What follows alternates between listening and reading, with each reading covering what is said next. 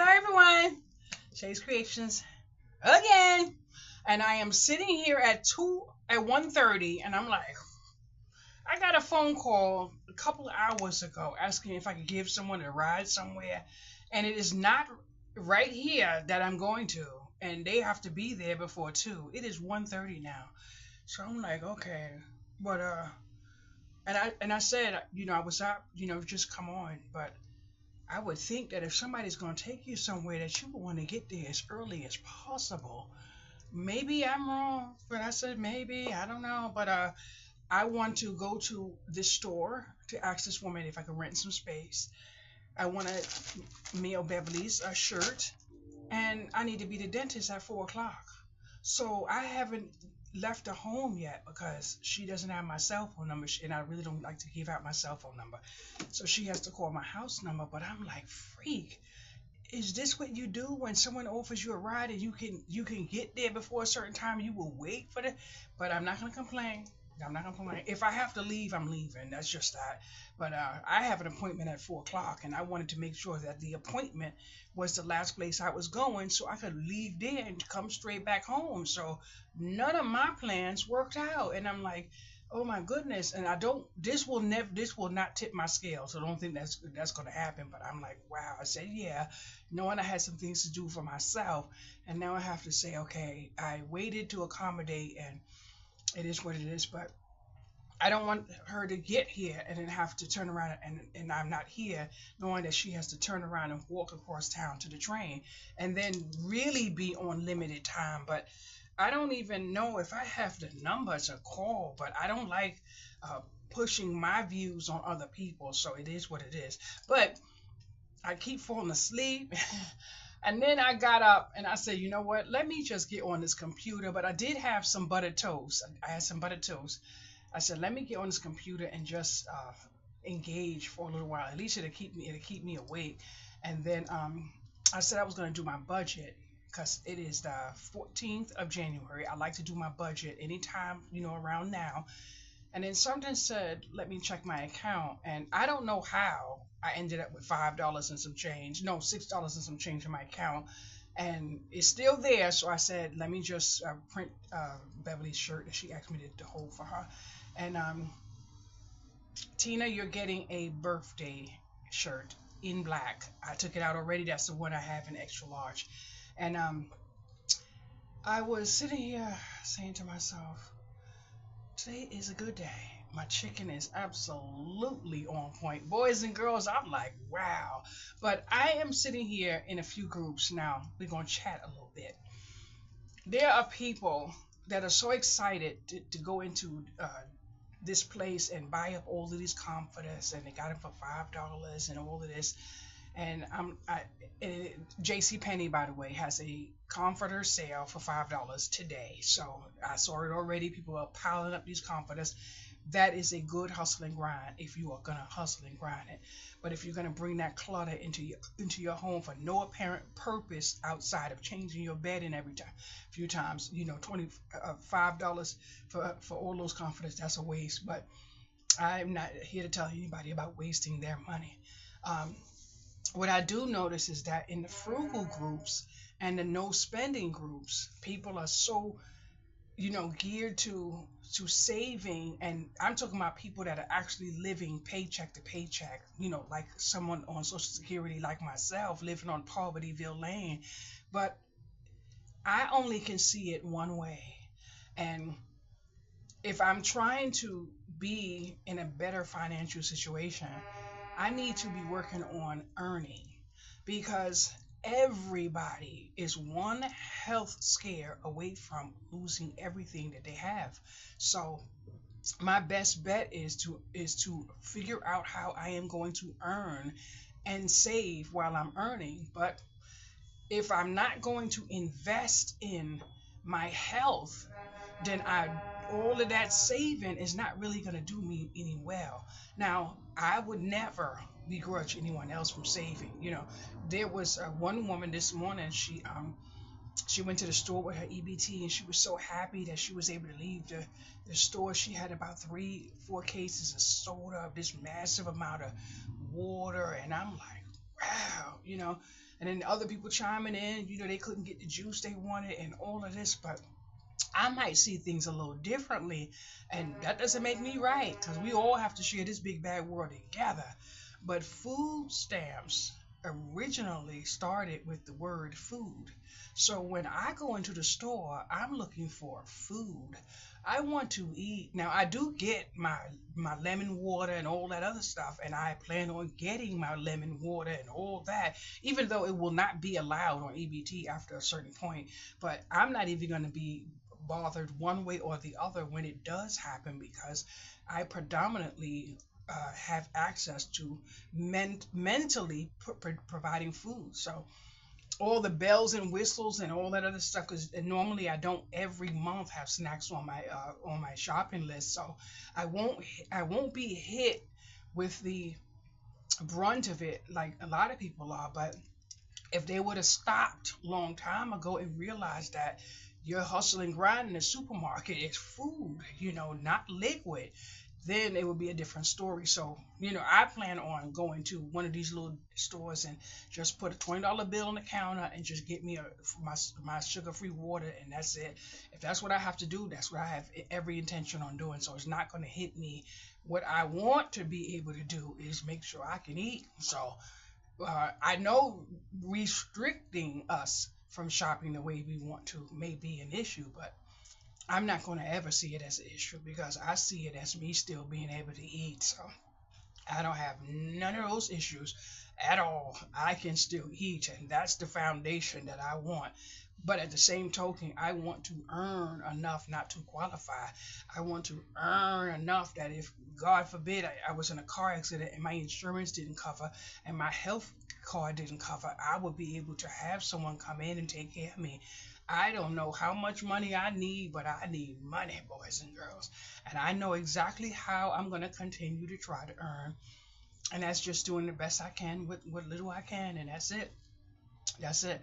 I recently found out about the new laws that which side hustles are not qualified anymore. Whatever you can't do, it's a whole couple of lists, and I'm not going into that. But the one that you cannot do is sell food that you make at home, like the biscuits and muffins and things like that. But I cannot tell anyone what to do. The only thing I can tell you is if you're in your house and you have people in your house and someone wants a muffin and they want to give you $5 for it, then you take your $5.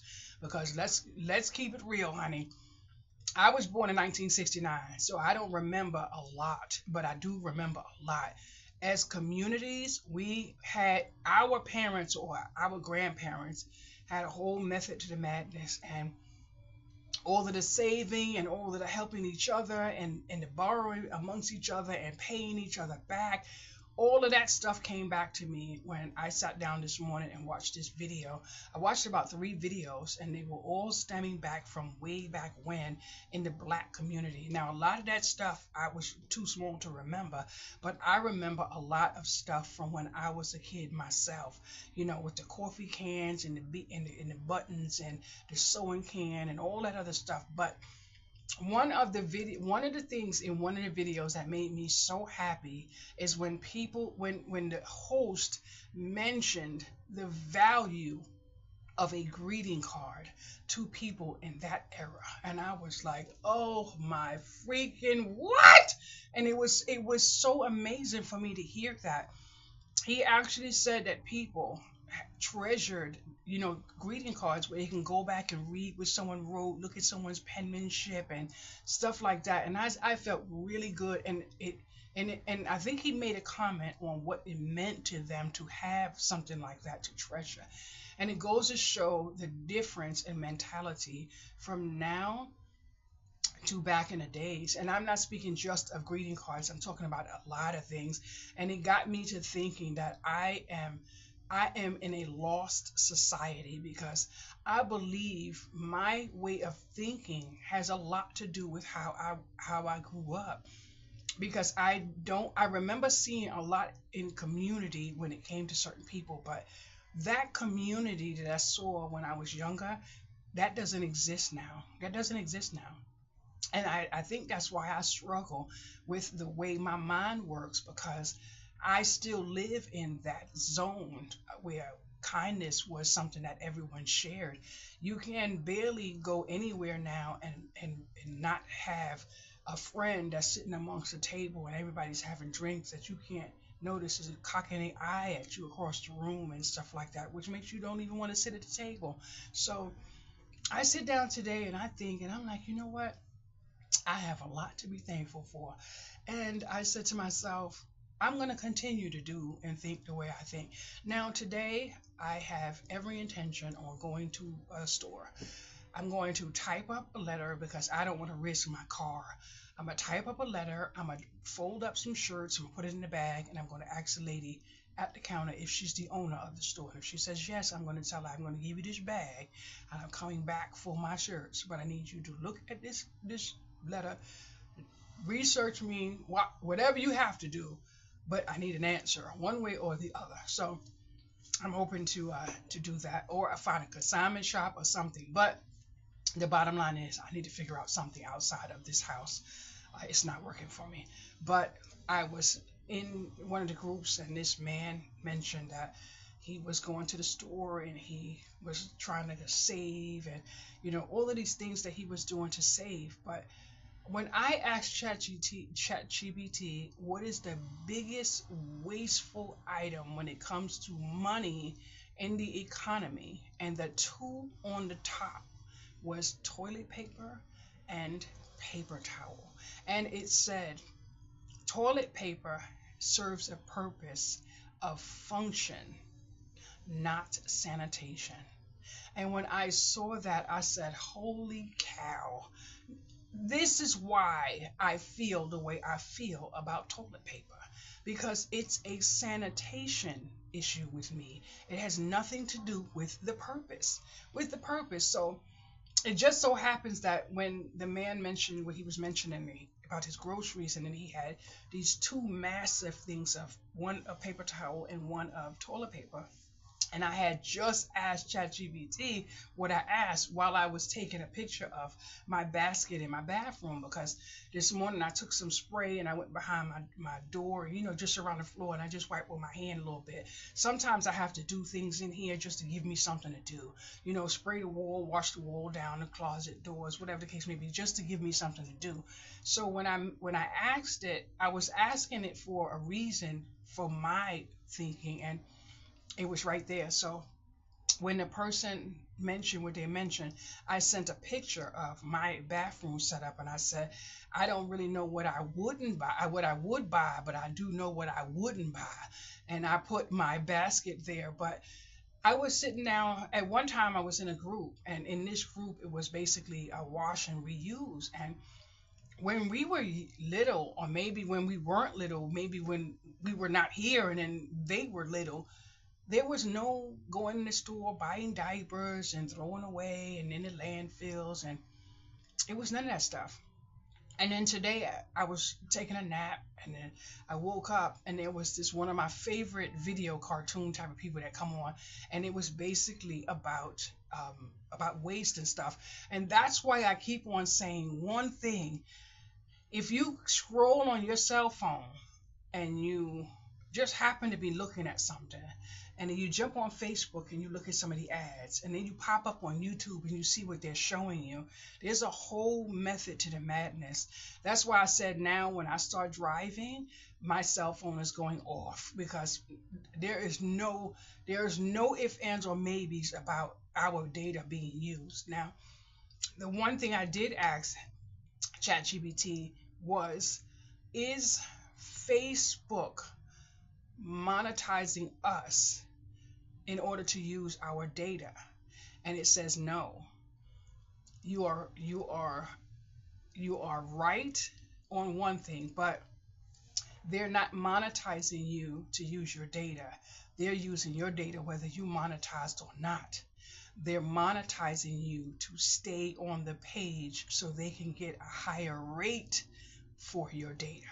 And it all adds up. So now I'm saying to myself, there are millions of people on Facebook that's not monetized, and their data is being used regardless. And it is absolutely the truth. If you stop and look at what pops on across your screen, you will see that. So while I'm sitting here living on Brokeville Lane, I'm trying to get off, but I'm trying to get off slow, steady, and consistent. Because when I get off, I'm getting off everything, which means I need to be able to fund my roof. That is my main hustling grind, my roof. But I say to myself, do I have enough time in my day to give Facebook and not get anything back?